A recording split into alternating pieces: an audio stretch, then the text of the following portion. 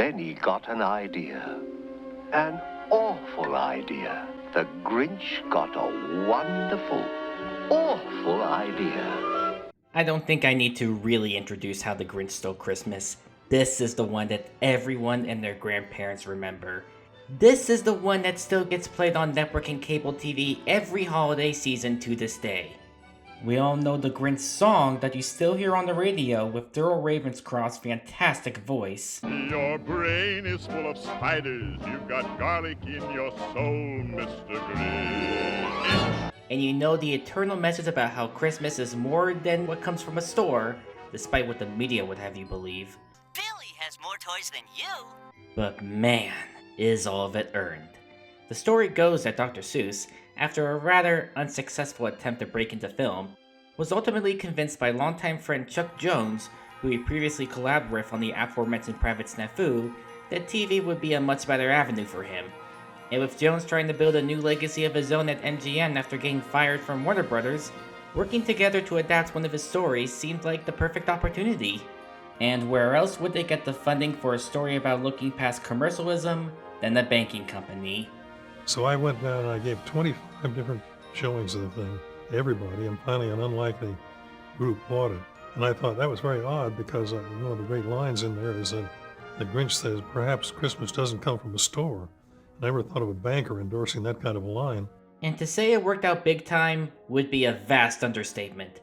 The Grinch was already a really memorable, touching story, but thanks to acting legend Boris Karloff being cast as both the title character and narrator, Seuss providing some more visual and musical wit than print could ever allow. You have termites in your smile.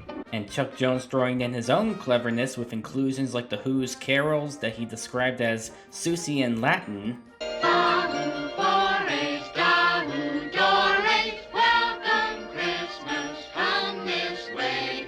It all combines in such a wonderful way that successfully breathes fresh life into the story. And the budget and trust all parties put in the team very much shows. Just look at this animation here, especially during the first scene with the Grinch. This was made for TV in 1966, back when the standards looked something like this. Doc, wait! Have to hide. Wait for me! And hell, even the stuff made for theaters at the time were fast declining in quality. No, I don't need any help, Senior Mouse. So something coming out this phenomenal looking, not just in the movements themselves, but the angles, the pose work, the expressions, it's just unbelievable. You can tell this was the exact same talent that made the Golden Age classics visually come to life. Granted, there is an odd coloring error here and there, but most aren't too noticeable, and the overall quality is just too admirable for them to feel like anything more than tiny blemishes. The pacing is incredible too. It could feel a little slow in places, but when the leftover time isn't being filled by fun cartoony hijinks like the entire sled sequence and the Grinch's montage of robberies. Given the choice between the two of you, I'd take the seasick crocodile. It's used to build the emotions and let the tone of the curtain scene set in. There's little things like the ornament rolling into Cindy Lou Who's bedroom, and Max trying to enjoy the festivities only to get dragged into the scheme. Seriously, just look at the cinnamon roll. Not to mention all the whimsical designs seen throughout Whoville and the lovely winter colors. It really creates such a wintry atmosphere. Trim up the tree with goo-goo gums and thistle twigs and ones. And of course, the Grinch himself is such an unforgettable character, who despite starting out as a literal fun-hitting monster, you can't help but sympathize with on some level. I think many of us can relate to tiring of the constant commercialism running rampant. All the noise.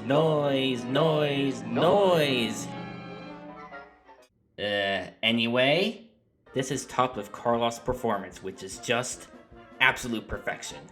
Every breathy, domineering line that comes out of him oozes the grouchiness and sliminess that makes him the children's literature icon he is. It makes him someone you just love to hate. I must find some way to keep Christmas from coming. This even carries over to his narration, reciting the lines with such a distinct rhythm that's really damn hard not to get wrapped into. And Jones knew full well too. I didn't want any other boys to come in because there's a poetic quality of the way he read it. and that curious little rhyming pattern that all Dr. Seuss things have. You also gotta love the many layers there are to the story. They go into such detail about the Grinch taking literally everything from the first house alone. It's little more than a montage of theft, but there's something so depressing about how empty it is as he leaves, even knowing where things are going to end. And also, note how Cindy Lou Who is all over the place in Act 1, even though she barely has a tangible effect on the story, suggesting her purpose is much more thematic. Stuff like that adds a lot of rewatch value. But probably the big peak is what happens at dawn. If you're watching this for the first time, unfamiliar with the story, you probably aren't sure what to expect here. We know what the Grinch is expecting, but it's framed in such a way that keeps the audience guessing. But then, the music swells up, giving you some hope inside, and when the Who's all start singing despite all they have lost, they linger on the scene just long enough to fill all the souls with pure Christmas joy.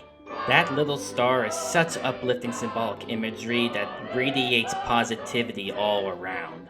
Even the Grinch's Epiphany scene right after plays out very similarly, with some of the best poses in any Christmas special ever made being housed here, no arguments. And while the ending is a little on the rough side compared to the rest, just seeing how far he has come in the 25 minutes we've gotten to know him is undoubtedly a rewarding sight. But let's be real, you didn't need me to tell you any of that. You've all seen the special and probably love it to death no matter how much the story gets remade. It's what always comes to mind first when you think of Seuss and animation, and for damn good reason. Sure, it's not the most meaningful Christmas special, nor the most illustrious Christmas story, but it certainly earned its place in the lineup of eternal classics of the season. Even 55 years later, Christmas Day will always be just as long as we have we.